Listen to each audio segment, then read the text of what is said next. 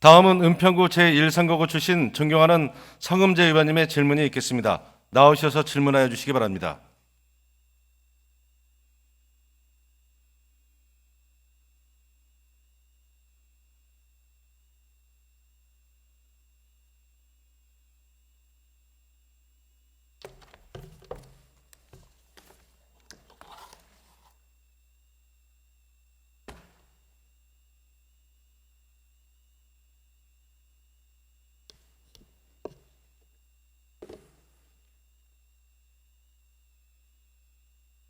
존경하고 사랑하는 서울 시민 여러분, 그리고 오영찬 부의장님을 비롯한 선배 동료 의원 여러분, 오세훈 시장님과 조희연 교육감님을 비롯한 관계 공무원 여러분, 안녕하십니까? 통일의 길목 은평 제1선거구 출신으로 교통위원회에서 의정활동을 펼치고 있는 성흠재 의원입니다. 아직도 코로나19가 여전히 기승을 부리고 있고 고물가, 고금리, 고환율, 3고 충격이 장기화됨에 따라 추운 겨울을 맞이하고 있습니다. 또한 얼마 전 우리는 끔찍한 참사를 겪으며 다시 한번 마음 아파했습니다. 먼저 삼가 고인의 명복을 빌면서 시정 질문을 시작하겠습니다. 오늘 본 의원은 몇 가지 질문을 통해 오세훈 시장님이 말씀하신 약자와 동행하는 상생도시 서울시정에 대해 파악하고 대안을 당부드리고자 합니다. 잘 아시다시피 지난 10월 29일 이태원에서는 세계적인 축제인 할로윈 축제를 즐기려는 다수의 인파가 몰리면서 300명이 넘는 사상자를 남긴 참사가 일어났습니다. 참사로 운명을 살리하신 158명의 희생자분들께 명복을 빌며 유가족분들의 슬픔에 깊은 위로를 드립니다. 오세훈 시장님, 발언대로 나와주시기 바랍니다.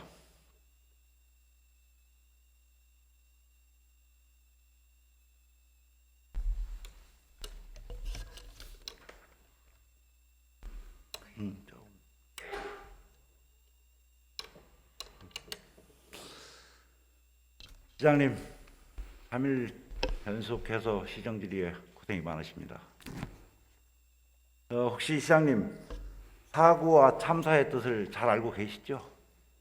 예, 사고는 뜻밖의 갑자기 일어난 좋지 않은 일을 보통 사고라고 되어 있더라고요. 그리고 참사는 비참하고 끔찍한 일이라고 이렇게 표현이 되어 있습니다. 지난 2일간 존경하는 선배 동료 의원님들께서 서울 시민과 희생자 유가족분들을 대신하여 여러 문제점을 지적하고 의문점들에 대하여 질의하고 답변을 들으셨습니다. 본 의원은 다른 관점에서 질문을 드리겠습니다.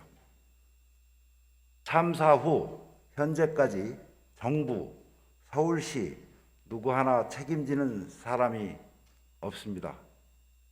시장님, 그렇지 않습니까? 글쎄요, 책임의 의미나 범위를 어디까지 설정하고 하시는 말씀인지 제가 잘 헤아리질 못하겠습니다만은 책임을 지기 위해서 최선의 노력을 다하고 있습니다. 보통 이전 정부, 여야를 떠나서 이전 정부에서 사회적 참사가 일어났을 시에는 분명히 누군가 책임을 지는 모습들을 보여왔고 시장님께서도 목도하셨을 겁니다. 그렇지 않습니까? 네. 그러나 이번 정부에서는 현재 누구 하나 책임지는 사람이 없습니다. 또 서울시도 마찬가지입니다. 현재 상황 그렇습니다. 맞지요? 네. 재난관리 및 안전기본법 제4조 1항에 의하면 국가와 지방자치단체는 재난이나 그 밖의 각종 사고로부터 국민의 생명, 신체 및 재산을 보호할 의무를 지고 재난이나 그 밖의 각종 사고를 예방하고 피해를 줄이기 위하여 노력해야 한다고 규정하고 있습니다. 또한 서울시에는 서울시 재난신고 초기 대응 매뉴얼, 재난 분야 위기 관리 매뉴얼을 만들어 운영하고 있습니다. 맞습니까? 네.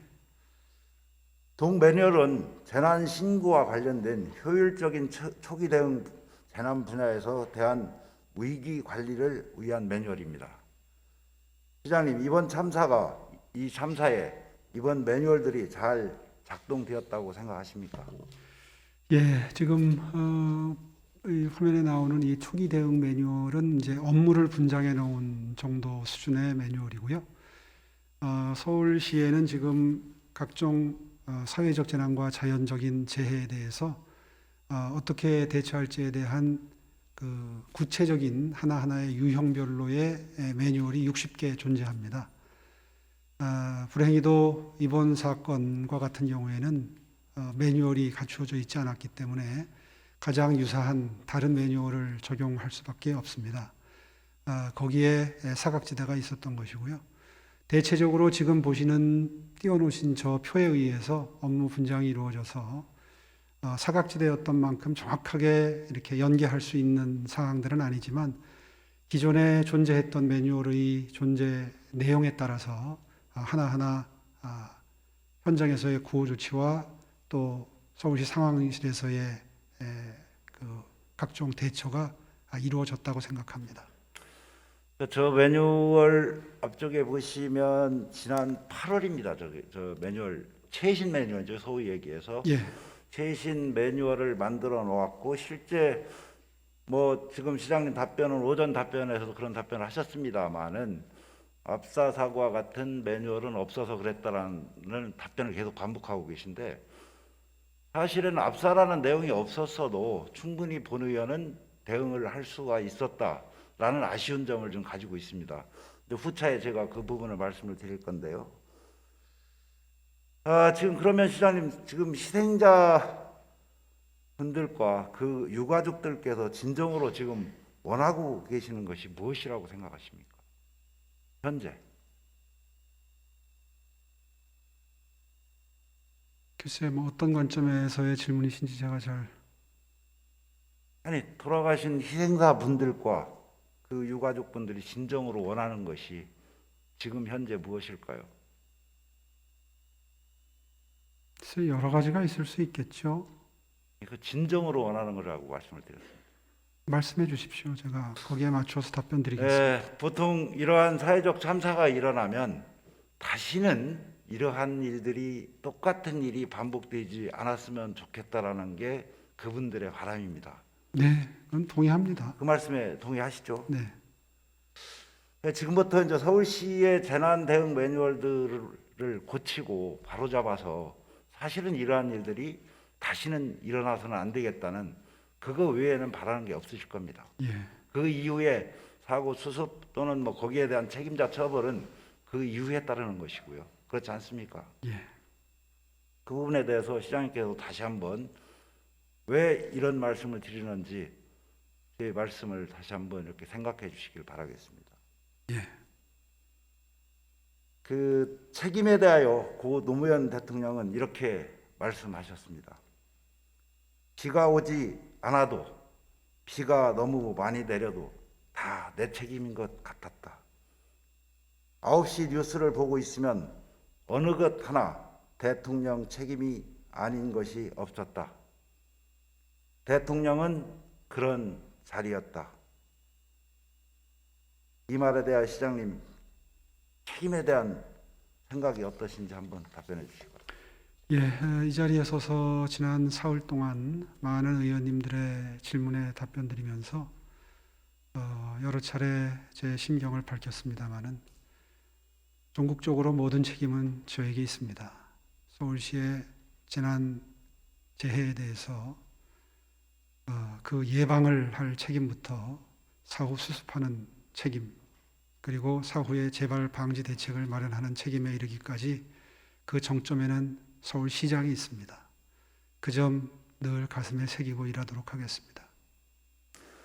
네, 시장님께서는 무한 책임이 있다고 계속 답변하셨고 또 이 자리에서도 무한 책임이 있다라고 말씀하셨는데 사실 구체적 책임에 대한 부분은 오늘 이 시간까지도 답변은 나오시지 않았습니다. 그렇죠? 글쎄요, 뭐 그 책임의 의미를 어떻게 해석하시는지 제가 잘 모르겠는데요. 하여튼 책임을 지기 위해서 최선의 노력을 다하고 있습니다. 네, 잘 알겠습니다. 그 서울시 재난안전상황실에서는 호우나 또는 폭우, 서울 시내 상황에 대해서 종합적으로 관리하고 있습니다. 예, 또한 서울시 재난안전상황실에서는 무려 2만 9천여 대의 CCTV가 작동되고 있습니다. 혹시 알고 계십니까? 그게요, 저희 재난상황실에서 늘 작동되고 있는 게 아니라 그걸 다 볼 수가 없지 않겠습니까? 네네. 물리적으로. 네. 예, 그걸 다들 조금 오해하고 계시는데, 지난번에 상세하게 설명드렸던 것처럼 상암동에 있는 스마트 시티 CCTV 안전센터라는 게 새로 만들어졌습니다. 몇 년 전에. 거기에 각 자치구별로 지금까지는 골목별로 다 배치되어 있는 이 3만에 가까운 CCTV를 다 그 사고가 났을 때 연동이 안 됐었습니다. 이번 사고의 경우에는 용산구도 아직 안 돼 있고요. 그쪽 그 상암동의 CCTV 안전센터에도 안 돼 있고요. 그래서 순차적으로 매년 조금씩 늘려서 내년까지 전 자치구의 골목길 CCTV를 다 연계를 하는데, 그것도 평소에 계속 들여다보는 게 아니라 한 사람이 보는 데는 한계가 있습니다. 이게 뭐 과학적으로는 한 50대까지가 한계라고 그러는데요. 그래서 그걸 다 들여다보고 있는 게 아니라 사고가 발생하게 되면 그때 군, 경찰, 저희 상황실, 그리고 남산에 있는 방재센터까지를 함께 연결해서 볼 수 있도록 서버를 구축하는 작업이 지금 진행되고 있고요. 용산구는 내년에 연결되도록 돼 있었던 겁니다. 자, 제가 바로 이 들으시는 시민분들께서 정확히 알 권리를 위해서 다시 한번 질문을 드리겠습니다. 조금 전에 답변하신 부분은 각 지자체에서 서울시에 다 연결이 안 돼 있기 때문에라는 답변하셨고요. 그러면 시장님, 우리 재난안전상황실 종합관리하고 있는 서울시 지하 3층에서 관장하고 있는 CCTV 몇 개인지 혹시 아십니까? 정확히 개수는 제가 알지를 못하고요. 네. 지금 현재는 각 자치구의 골목골마다 들어있는 게 수천 개씩 있지 않겠습니까? 지금 답변자로 갖고 나오셨는데 그 숫자 좀 말씀해 주십시오. 이거 다른 자료입니다. 총괄실장님 다른 자료 아닙니까? 그 숫자 아닙니까? 상식적으로 생각해 보시면 서울 시내 골목이 수천 개인데 그거를 저희 재난상황실에서 늘 24시간 다 들여다보고 있을 수는 없습니다. 그래서 이제 그 답변을 원하고 지금 시장님께 질문을 드렸던 게 아니고요. 저는 사실 이런 답변을 좀 원했었습니다. 지자체에는 몇 개의 CCTV가 지금 돌아가고 있고 서울 시내에서 지금 우리 재난 상황실에서 볼 수 있는 CCTV는 몇 개인데, 다만 왜 이 말씀을 드리냐면 어저께 수능 시험이 있었습니다. 그래서 각 지자체에서는 또한 이러한 일들이 일어날까 각종 대책을 수립하셨죠. 그러면서 서울 시내에도 보면 홍대 앞이라든지 건대 앞이라든지 이런 많이 인파가 몰릴 것으로 예상되는 지점에 대해서 미리미리 대비를 잘 하셨습니다. 오늘 뉴스를 보면서 어제 수능 시험을 치르고 수험생들이 어떠한 문제가 일어났거나 이런 게 한 줄도 안 나와 있어. 방금 전까지 제가 검색을 해봤거든요. 그럴 정도로 무난하게 지났는데 전 이런 말씀입니다. 용산구 거를 다 우리가 다 보라는 것이 아니고 은평구 거를 다 볼 수도 없습니다. 아까 말씀하신 대로 한 사람이 그렇게 볼 수 있는 것이, 그렇다면 어제처럼 홍대역 아니면 홍대 주변 아니면 건대 주변에 서울시가 관장하는 CCTV들이 얼마든지 있습니다.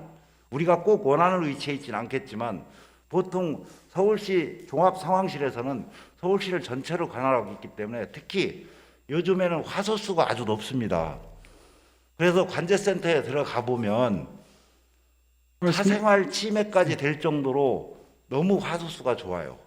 그러면 우리가 어떤 재난 현장에 가서 사람의 눈으로 확인하는 것도 중요한데 오히려 그러한 일이 발생할 수 있는 곳에 CCTV를 재난 상황실에서 보고만 있었어도 이런 일이 없었다. 저는 그렇게 생각합니다. 여기에 대해서 시장님 어떻게 생각하십니까? 예, 지금 맞는 말씀이시고요. 지금까지의 시스템은 어떻게 되어 있었느냐 하면 각 자치구별로 상황실이 있습니다. 각 자치별로 25개 자치구에서 골목골목마다 설치되어 있는 주요한 지점들은 지금 의원님이 말씀하신 형태로 지켜보고 있었고요. 근데 이제 이번에 밝혀진 바로는 그게 상당히 부실했다는 겁니다. 뭐 외주를 주는 데도 있고 계약직을 쓰는 데도 있어서 철저하지 못했다는 게 이번에 이제 이 사고 후에 밝혀지고 있는데요. 어쨌든 25개 자치구에 자체적으로 상황실이 있고요.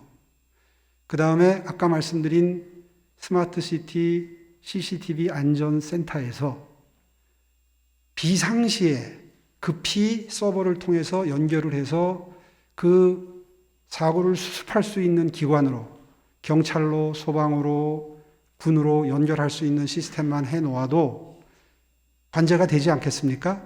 그 시스템을 지금 구축 중에 있었다는 말씀을 아까 드린 거고요.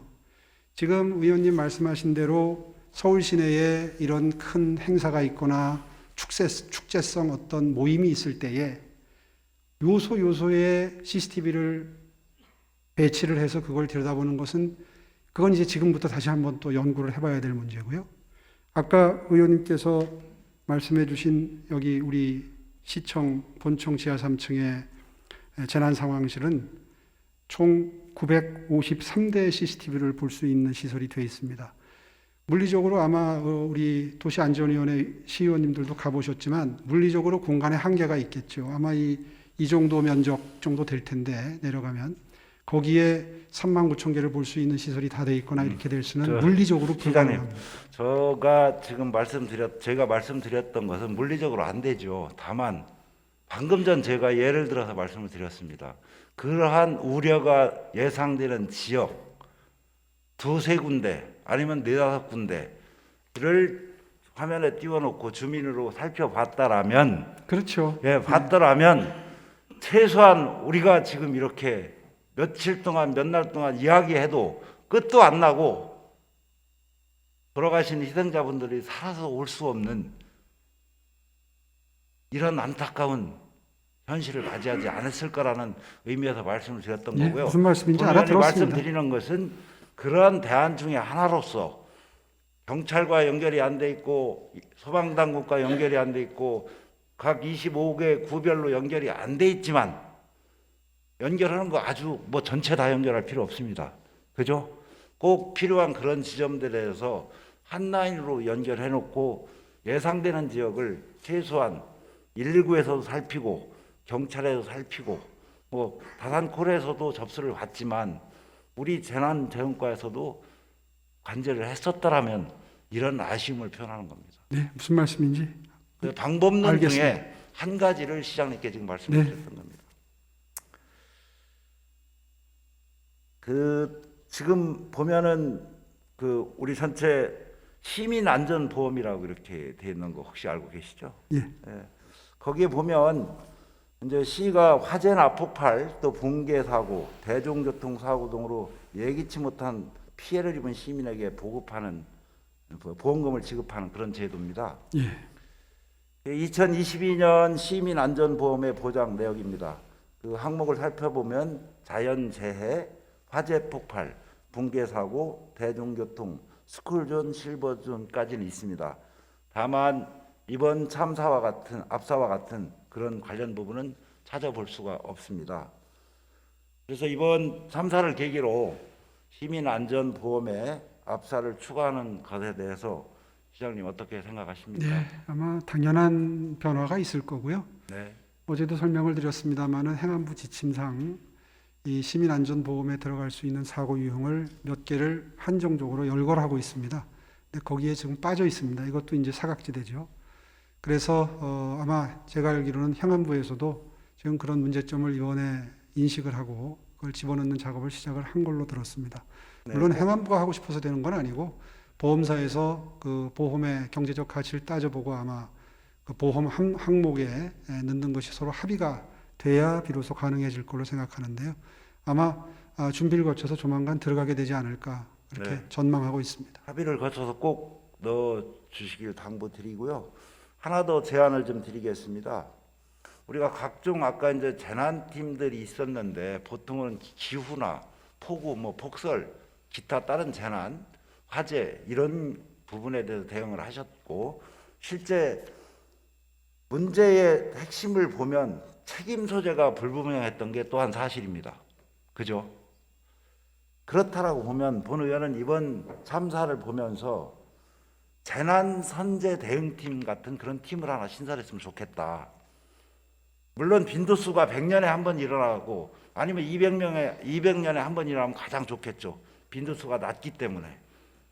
그럼에도 불구하고 그분들은 우리들이 겪어보지 못한, 우리들이 차마 예측하지 못했던 그런 재난 또는 이번 사회적 참사 이런 부분들에 대해서 연구하고 어떠한 서울시의 여러 행사, 큰 행사 내지는 일들이 있을 때 이분들이 선제적으로 대응할 수 있는 그런 선제 대응팀 일명 그런 팀을 제안하고자 하는데 시장님 생각 어떠십니까? 예, 사실 그런 기능이 이번에 안총실에 안전총괄실에 안전총괄과에서 경계가 분명한 것은 총괄 다 했었어야지 옳다고 생각을 하는데요. 어쨌거나 지금 말씀해 주신 대로 그런 신종사회적 재난에 대비한 유형들을 미리미리 대응할 수 있는 기능을 반드시 부여하도록 하겠습니다. 네, 소 잃고 외양간 고친다는 속담이 재난 사고에 이제는 적응돼서는 안 될 것입니다. 기존에 있는 매뉴얼을 방금 전 말씀드린 바와 같이 개선하고 현장에서 발동할 수 있도록 해주시고 재발 방지 대책에 대해서도 깊이 있는 고민이 필요한 시점이라고 생각을 합니다. 더 이상 무고한 희생이 없도록 안전 불감증 서울에서 벗어날 수 있도록 적극적인 대응을 시장님께 부탁드리겠습니다. 예, 최선을 다하겠습니다. 네, 두 번째 주제는 도시철도 추진 현황입니다. 시장님 질의에 앞서서 시장님은 현재 도시철도 경전철 사업에 대해서 많은 의원님들이 질의도 하셨고 그런데 어떻게 생각하십니까? 예, 지난번에 제가 그 경전철에 대해서 재원 문제 때문에 고민이 깊다 이런 말씀을 드리니까 마치 지금 현재 진행되고 있는 경전철 사업의 의지가 약해진 것 아니냐 이런 어떻게 보면 불안감을 반영한 관측이 있었습니다. 그런 뜻은 전혀 아니었고요. 경전철 지금 진행되던 사업들을 보다 빠른 속도로 진행하기 위한 의지의 표현이었습니다. 이게 왜 그런 뜻이 되느냐 하면요. 제가 그날 말씀드린 진의는 이런 겁니다. 방금 전에도 그런 토론이 한 번 있었습니다만은 노선이 워낙 많지 않습니까? 그런데 이 노선마다 또 역사가 10개, 20개 정도씩 됩니다. 그러다 보니까 지역 간에 이제 서로 역을 유치하기 위한 경쟁이 벌어지고요. 조금이라도 더 우리 집 앞에 가까운 곳에 역사가 위치했으면 좋겠다 하는 욕구들을 가지고 계십니다. 그러다 보니까 시의회가 늘 노선 변경과 역사 신설, 출입구 신설 이런 어떤 민원의 장으로 활용되지 않습니까? 제가 방금 전에도 설명을 드렸던 것처럼 그렇게 되면 비용이 늘어납니다. 기한이 연장되고요. 그래서 경제성도 좀 제발 생각해 주십사 하는 측면에서 말씀을 드려서 그걸 잘 헤아리셔서 기한이 늦어지고 그리고 돈이 아무래도 늦어지면 더 들어가니 그나마 빈약했던 경제성이 더 빈약해지는 걸 막아주십사 하는 취지에서 앞으로 이 경제적인 측면, 재정적인 측면을 감안해서 노선 변경이나 역사 변경을 자제해 주십사 하는 취지의 말씀으로 드렸던 겁니다. 네, 본 의원도 방금 전 그 말씀 잘 들었고요. 예. 또 시장님께서 기본 원칙에 대해서 답변을 하셨습니다. 본 의원도 잘 들었고요. 사실 영상을 답변을 하셔서 이게 띄워야 될지는 모르겠는데 본 의원이 이 질문을 드렸던 것은 지난번에 인규 의원하고 임만균 의원님께서 하루 이틀 간격으로 시장님께 질문을 드렸고 시장님 답변이 상이한 그런 답변이었었기 때문에 대단히 신중을 기해야 되겠다는 측면에서 지금 말씀을 드렸는데요. 한번 영상 보시겠습니까? 어떻게 답변하셨는지. 하여튼 사업성을 제고해서 어떻게든 사업을 해보려고 노력은 하고 있습니다. 하고 있는데 아시다시피 이 경전철이 점차 이 적자일 가능성이 높아져서 그 부분에 대한 확신이 생기기 전에 이걸 속도를 내서 진행하는 게 과연 바람직한지에 대한 근본적인 지금 고민을 하고 있다는 점을 솔직하게 말씀을 드립니다. 이번 기회에. 그러면은 공약 사항에 대해서도 좀 후퇴의 말씀을 하시는 건가요? 그걸 후퇴라고 보시면 후퇴겠지만 하여튼 고민이 좀 깊습니다. 공약은 조기 착공으로 쓰셨습니다. 예, 그랬었습니다.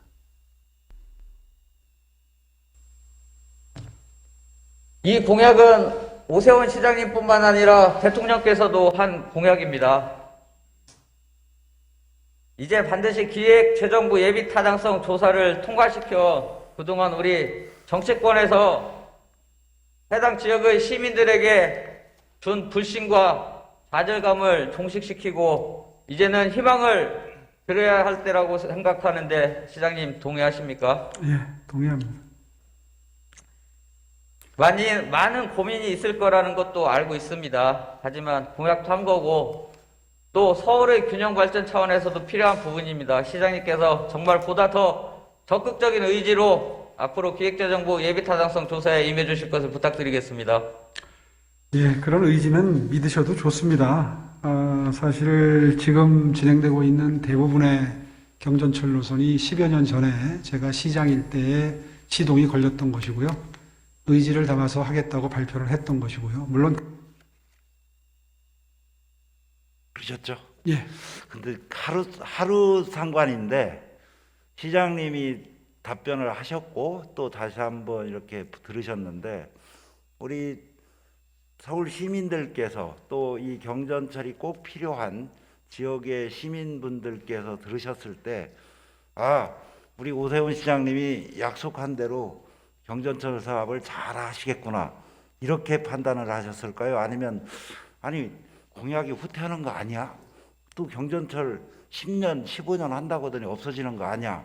이렇게 판단하셨을까요? 예, 그날 좀 제 표현이 많이 아마 오해를 하실 수도 있었다고 저는 생각을 하고요. 그날 사실 질문 목록에 전자에 인용하신 시의원님이 아까 말씀드린 그런 내용의 질문을 하시는 게 예정이 돼 있었습니다. 그래서 저렇게 아마 강한 톤으로 얘기를 했던 걸로 기억을 합니다. 예, 하여튼 그 점 좀 유념하셔서 시장님의 한 말씀이 사실은 기대와 부푼 꿈을 갖고 계신 이것은 여야의 문제도 아니지 않습니까? 교통 약자들에 대한 배려이고 교통 약자 지역에 우리가 이런 경전철을 놓아서 그분들의 편의를 교통복지를 제공하는 거기 때문에 그런 부분에서 시장님 말씀 한마디 한마디가 엄청나게 중요하다는 사실을 인식해 주시기 바랍니다. 예, 잘 알겠습니다. 이제 도시철도 이 경전철 사업이 이제 올해 연말 기획재정부 예비 타당성 조사의 결과를 지금 앞두고 있지요. 예. 일반적으로 예비 타당성 조사 항목에는 경제성, 정책적 분석, 그리고 지역 균형 발전 분석이 있습니다.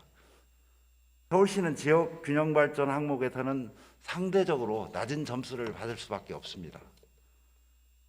경제성과 정책성 중에서 정책성은 서울시의 몫입니다. 소위 여기서 좀 전에 말씀드렸던 일관성으로 갔을 때 정책성이 경제성도 여러 가지 지금 일 미만이 나오고 있기 때문에 결과적으로는 시장님의 그 정책적 분야에서 일관성 있는 그런 것들이 우리 예비타당성에서 통과될 수 있는 가장 큰 지금 서울시만의 그런 현실이라고 봐도 무방할 겁니다. 그렇지 않겠습니까? 예. 그래서 시장님께서 조금 더 그 부분에 대해서 신경을 많이 써주시고 우리가 예비 타당성 조사에서 통과할 수 있도록 기재부에 통과할 수 있도록 일관적인 입장을 계속 견주해 주시고 깊은 관심을 좀 부탁드리겠습니다. 예, 처음에 10년 전에 제 임기 때 거의 다 시작된 노선들입니다. 네. 그 이후에 중단됐었죠, 사실. 네. 그리고 이제 방금 전 서대문에서 존경하는 김용일 의원님께서도 뭐 서부선에 대해서 시장님께 말씀을 드렸는데 사실 이게 2008년 최초 제안으로 13년이 지나서 올해서야 이제 우선 협상 대상자 선정이 되고 그리고 작년에 되고 참 올해 이제 실시 협약 체결을 앞두고 있습니다. 그래서 작년 우선 협상자가 선정된 이후에 올 12월로 예측을 좀 하고 있었는데 또 이게 약간 미뤄졌다라는 소식이 있는데 혹시 보고 받으셨습니까? 예, 뭐 구체적인 사정에 대해서는 제가 다 파악하고 있지는 못합니다. 네네. 12월로 예측됐다가 뭐 내년 상반기로 이렇게 지금 협상 중이기 때문에 협상이 좀 더 빨리 이루어질 수 있도록 시장님께서도 각별한 관심을 부탁드리겠습니다. 예,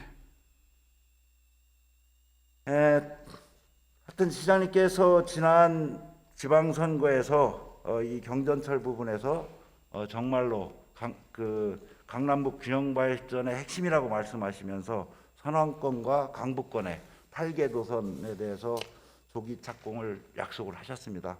꼭 약속하신 대로 절대적 기준을 가지시고 좀 조속히 추진해 주시기를 당부드리겠습니다. 예, 의회에서도 많이 도와주십시오. 네, 뭐 실제 교통복지가 우리 말로만 표현하는 그런 내용이 아니고 실제 우리 시민들께서 느낄 수 있는 그런 교통복지가 되기를 당부드리겠습니다. 세 번째 주제는 서울혁신파크. 참 오래 갑니다. 지난 임시회의 때 본 의원이 5분 발언을 통해서 아마 시장님께서 약간은 인지를 하고 계셨을 거고요. 그죠? 그래서 대단히 사업인데 이렇게 저렇게 10여 년이 흐르고 또 2년이 흘렀는데 2년 안에 확정됐던 안들이 많이 흔들리고 있습니다. 혁신파크 조성 사업은 강남북 균형 발전의 일환으로서 추진이 됐고요. 그러면서 서울연구원 등이 이제 이전 시립대 등등 이제 이전하기로 했는데 그 과정에서 갑자기 서울연구원이 빠졌습니다. 왜냐하면 내부 검토할 때만 있었던 것이 아니라 서울시에서 책임 있게 확정 발표를 언론에 하셨었습니다. 물론 오세훈 시장님 재직 시절은 아닙니다. 그렇다면 시장님께서 다시 오셔서 일정 부분 수정 보완할 부분이 있다 하더라도 사실 서울시는 책임 있게 발표했던 확정 사항에 대해서는 왜 빠졌는지에서 답변을 해야 될 필요가 있습니다. 그건 서울 시민의 알 권리이기 때문입니다. 본 의원이 해당 부서에 몇 번을 요청을 했고 답변을 들으려고 했습니다. 답변은 없었습니다. 누가 뺐는지를 모르고 있습니다. 혹시 시장님 서울연구원에 대해서 어떻게 빠졌는지 파악하고 계십니까? 보고 받으셨습니까? 예, 사실은 제가 작년 4월에 이제 다시 서울시로 돌아와서 굉장히 이 혁신파크를 보고 많이 놀랐습니다. 사실 옛날에 10년 전에 국립보건원 자리를 제가 생각했던 기능은 서부권의 핵심적인 발전을 견인할 수 있는 허브 시설이었습니다. 그런데 불행하게도 지난 10년 동안 그것이 서부권 발전을 기약하는 용도로 쓰인 것이 아니라 오히려 그 반대의 방향으로 갔던 것을 볼 수가 있었고요.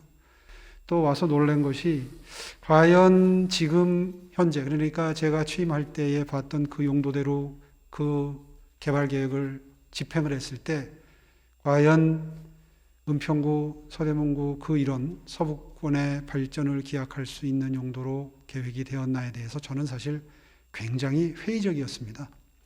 뭐 저하고 그 여러 자리를 통해서 대화를 나눌 기회도 있었던 걸 기억을 하는데요. 시립대학교의 1학년 과정을 옮긴다든가 서울연구원으로 옮긴다든가 하는 것이 과연 그 지역 발전에 도움이 되겠는가 그런 관점에서 저는 굉장히 부정적이었습니다. 반면에 저희들이 새로 세운 계획은 직주락, 다시 말해서 상업적인 어떤 그 비즈니스 기능을 하는 곳, 그 다음에 주, 아파트 단지, 또 오피스텔, 락, 문화와 여가시설 이런 것들을 집어넣어서 서부권의 어떤 중심적인 기능을 하는 그런 곳으로 그리고 주민들에게 조금이라도 더 편의를 제공할 수 있는 그런 기능을 넣는 것이 오히려 주민들의 바람이라고 저는 판단을 했습니다. 지금 의원님 말씀하신 것처럼 시장님, 제가 충분히 뭐 지금 답변할 시간을 드렸는데요. 그러면 이렇게 한번 질문을 드려볼게요. 옳고 그름을 떠나서 객관적 기준에 의해서 10년 동안 전문가, 연구 집단 등이 했던 그 연구 결과물이 중요합니까? 아니면 시장님이 보시는 관점에서 시장님 작년 몇 월 달에 취임하셨죠? 4월입니다. 그러죠. 4월 달에 취임하시고 소위 얘기해서 서울시 공공개발기획단이라고 알고 계시죠? 예, 그때 회의를 그 이후에 몇 번 하셨는지 혹시 기억하고 매우 자주 하신 것 같은데. 글쎄요, 뭐 그것만 가지고 회의를 글쎄요 몇 번이나 했는지 잘 기억이 나지 않습니다. 제가 설명을 좀 해드릴게요. 좋습니다. 예를 들어서 시장님의 보는 관점, 시대가 또 변했고 해서 또 가치적 측면이 좀 다르기 때문에 전면 수정은 아니더라도 일부 수정해서 들어갈 수는 있다라고 보는 의원도 그렇게 판단합니다. 다만 제가 그 회의 결과를 좀 봤어요. 공공개발기획단에서 혁신파크 현황사항 관련 전문가 자문회의를 7차례를 실시했습니다. 그 날짜를 보면 최초로 21년 4월 26일부터 그러니까 21년 4월 26일 그리고 이틀 뒤에 28일, 5월 3일, 5월 7일, 5월 14일, 5월 17일, 6월 7일까지 해서 이렇게 7차례를 하셨습니다. 과연 아무리 전문가 집단의 회의고 시장님께서 재검토를 지시하셨다 하더라도 과연 한 달 남짓 검토한 것들이 10년을 검토한 것보다 더 낫다고 볼 수 있겠습니까? 글쎄요, 그건 뭐 기간의 문제나 횟수의 문제가 아니라 정말 그 지역 발전을 위해서 필요한 시설이 뭔가에 대한 판단의 문제인 것 같은데요. 알겠습니다. 의원님 그 어떤 말씀을 하시고 싶은지 제가 충분히 이해를 했고요. 지금 시립대학교 1학년생들과 그 서울연구원은 교육연구시설인데 교육연구시설이 더 나은지 직주락을 혼합해서 넣는 게 더 나은지에 대한 판단은 추후에 의원님과 좀 논의를 계속 했으면 좋겠고요. 네. 특히나 이걸 다 없앤 게 아니라 교육연구시설을 시립대 일부 들어오는 건 또 그대로 존치를 했습니다. 네, 알고 지금 있습니다. 빠진 거는 지금 말씀하신 서울연구원인데요. 서울연구원에 제가 기억하기로는 한 300명이 안 되는 연구원들이 근무하는 걸 알고 있습니다. 그 연구 기능이 들어오는 것이 과연 지역 발전에 도움이 되는지 어쩐지에 대해서는 계속해서 좀 논의를 저하고 하시죠. 네, 그리고 집주락 부분도 마찬가지입니다. 뭐 제가 지난 5분 발언을 통해서도 시장님께 말씀을 드렸었는데 뭐 일명 실버타운 개념이죠. 골든 빌리지. 그죠? 3세대 동거 네, 세대 결합형 주택인데 그건 극히 일부입니다. 네, 극히 일부인데 본 의원은 이제 공공개발기획단에 이런 말씀을 좀 이것 때문에 어떤 시설이 빠지고 들어오는 문제가 아니라 또 다른 차별을 일으킬 수가 있겠다. 이 정책에 대해서는 저는 본 의원은 찬성을 한다. 워낙 핵가족화가 됐기 때문에 찬성을 하지만 과연 혁신파크라는 한 공간에 240세대인가요? 50세대인가 될 겁니다. 전체 주거는 한 1000가구 가까이 됩니다. 전체는 그런데 네. 말씀하셨던 세대 결합형 주택은 그 정도 규모로 알고 있는데 그랬을 때 혁신파크가 시장님께서 지금 아직 발표를 미루고 계십니다마는 발표를 하시는 그 청사진을 보면 어마어마할 겁니다. 아직 외부에 나가진 않았죠. 그런 가운데 주거시설이 특히 1000세대도 안 되는 240 몇 세대가 들어왔을 때 또 다른 불화감이나 그런 차별을 일으킬 수 있다는 것을 저는 지적을 했었고요. 하시라는 거죠. 어디든지 그건 하셔도 좋습니다. 저도 찬성합니다. 다만 혁신파크 안에 시립대 예를 들어 400 기숙사 시설이 400실 정도 되고 또 일반 우리 분양하는 주택 있죠. 아파트 일정 부분 되고 그리고 또 호텔 컨벤션에서 거기에 또 숙박시설이 있습니다. 그러면 과연 혁신파크의 역할에서 아까 말씀드렸던 골든빌리지가 들어오는 것이 맞느냐 했을 때 본 의원은 좀 회의적입니다. 그래서 그건 하시지 마라, 하셔라 이 얘기는 아니고요. 전체적으로 그 부분은 다시 한번 들여다 봐주셨으면 하고 깊이 있는 검토를 좀 부탁드리겠습니다. 예, 잘 알겠습니다. 하여튼 뭐 이런 지금까지 말씀드렸던 그 또 지금 현재도 용역 발주를 해서 아마 진행되고 있고요. 언제 그게 끝나죠? 제가 기억하기로는 오늘 연말까지는 완전히 가닥을 잡는 걸로 기억합니다. 예, 연말까지 가닥을 잡으시고 아마 1월 중에 그 용역 결과물은 발표가 되고 중간 보고 때 아마 시장님께 보고를 좀 드릴 겁니다. 그 지점이 되면 이제 발표를 하시겠죠. 발표 전에 본 의원 지옥금입니다. 거기가 관심도 많습니다. 우리 지역 주민들께서 함께 공유해 주시기를 부탁드리고요. 그러면서 조금 전에 말씀드렸던 그런 내용들에서 조금 더 우리가 심도 있게 정리해서 혁신파크가 우리 서울 시민과 은평구 주민들께 사랑받는 그런 시설로 탈바꿈하기를 기대해 보겠습니다. 예. 어쨌든 혁신파크 빨리 조속히 추진해 주시고요. 행정의 일관성도 당부드리면서 본 의원의 시정지를 마치도록 하겠습니다. 네, 감사합니다.